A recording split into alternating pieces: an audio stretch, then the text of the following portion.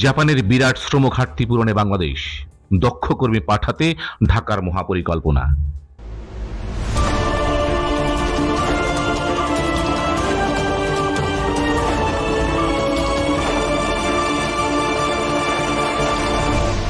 Channel CB।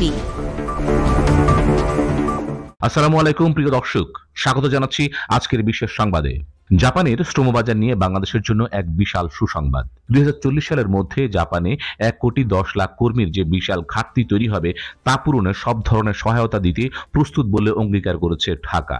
প্রবাসী কল্যাণ ও বৈদেশিক কর্মসংস্থান মন্ত্রণালয়ের সিনিয়র সচিব ডক্টর নেয়ামতুল্লাহ ভূঁইয়া আজ জাপানের নাগোয়া শহরে এক সেমিনারে এই ঘোষণা দেন। বাংলাদেশ দূতাবাস টোকিও কর্তৃক আয়োজিত এই সেমিনারের শিরোনাম ছিল বাংলাদেশ জাপানের জন্য দক্ষ মানব সম্পদ সমৃদ্ধ একটি অত্যন্ত সম্ভাবনাময় উৎস।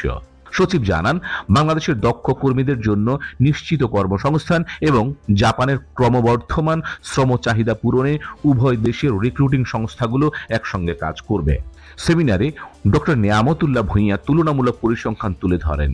তিনি বলেন, যেখানে 2040 সালের মধ্যে জাপানের 1,10,00,000 বিদেশি কর্মী প্রয়োজন, সেখানে বাংলাদেশ এই সময় পর্যন্ত প্রায় 2,50,00,000 অতিরিক্ত কর্মক্ষম জনগোষ্ঠী থাকবে। এই বিশাল জনশক্তি জাপানের অর্থনীতির জন্য একটি গুরুত্বপূর্ণ সমাধান হতে পারে। জাপানে নিযুক্ত বাংলাদেশের রাষ্ট্রদূত মোহাম্মদ দাউদ আলীও দক্ষ কর্মী প্রেরণে দূতাবাসের পক্ষ থেকে পূর্ণ সহযোগিতার আশ্বাস দিয়েছেন। এই সুযোগকে কাজে লাগাতে ইতিমধ্যে বড় প্রস্তুতি নিয়েছে বাংলাদেশ। সিনিয়র সচিব জানিয়েছেন, জাপানের বাজারের জন্য কর্মী প্রস্তুত করতে 33টি টেকনিক্যাল ট্রেনিং সেন্টার TTC নির্ধারণ করা হয়েছে। প্রয়োজনে এই সংখ্যা বাড়ানো হবে। মন্ত্রণালয়ের অভ্যন্তরে স্থাপন করা হয়েছে একটি বিশেষ জাপান সেল। এই সেল জাপানের শ্রমবাজার সংক্রান্ত সমস্ত কার্যক্রম এবং যোগাযোগ সমন্বয় করবে। অনুষ্ঠানটি জাপান আন্তর্জাতিক প্রশিক্ষণার্থী এবং দক্ষ কর্মী সহযোগিতা সংস্থা JITCO এর সহযোগিতায় অনুষ্ঠিত হয়।